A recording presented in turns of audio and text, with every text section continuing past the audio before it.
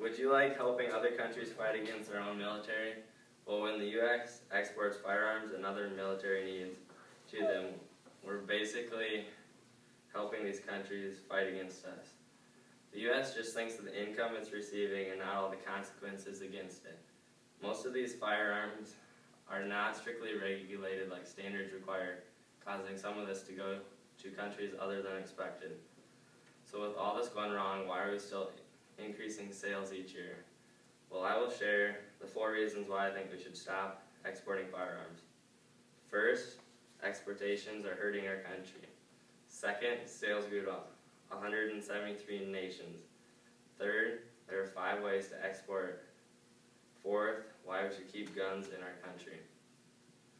Exporting firearms will only hurt our country and help our enemies. My first point is exportations hurting our country.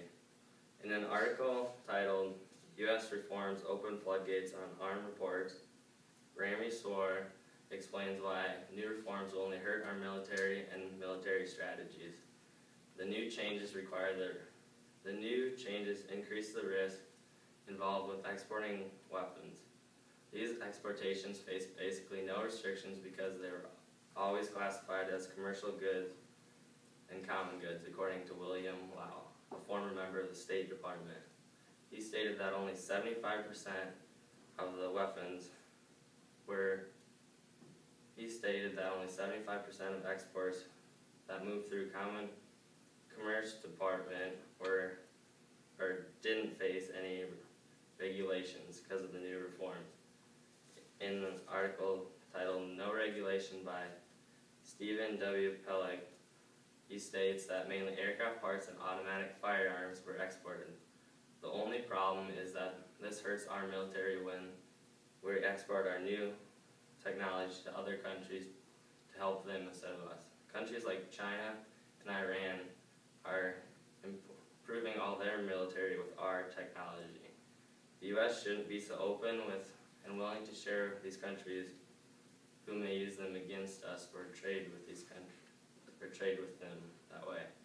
So in summary, the United States keeps exporting these weapons, which is only hurting our military overall. But what's the real reason they're exporting them? This leads to my second point, which is 173 nations receiving these weapons. In an article titled U.S. Reforms Open Floodgates on Armed Reports, Rami Soar explains the United States is the leading supplier of arms in the world. They bring in over $44 billion a year on these sales. The main countries include many countries in the southeast, like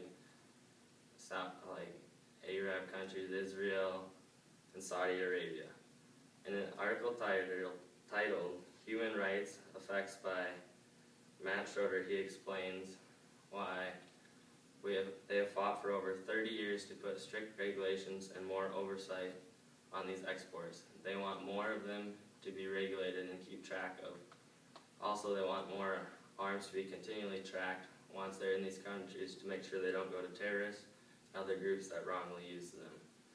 So the United States is doing it for the money and not looking at the consequences, but they keep hurting our country. So how are these even exported? Which leads to my third point, the 5 ways that firearms are exported. In an article titled Controlling Arms, Laura Lumpe stated that these arms are exported in 5 ways.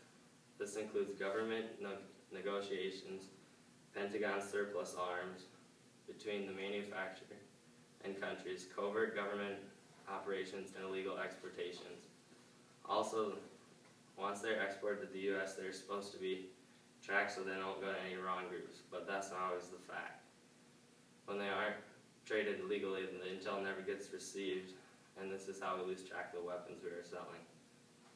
In an article titled Controlling Arms by Laura Lumpe, she explained why there are 3 principal laws and 2 sets of implementing regulations that govern all this trade. They need to have government approval of sales of more than $14 million no matter how they're exported. So So basically, unless the amount of firearms is not exported is over 14 million, there won't be any harsh requirements. Would you rather have the United States have more money or be a safe place to live? If you want the money, our country will be overrun by a country that has all the new technology we supply them. So this is my fourth point, why we should keep guns in our country. In an article titled "Why We Have Guns," Anthony Ciani stated that you may not need an automatic assault rifle when you hunt, but you may need one when you're getting your house broken into or assaulted.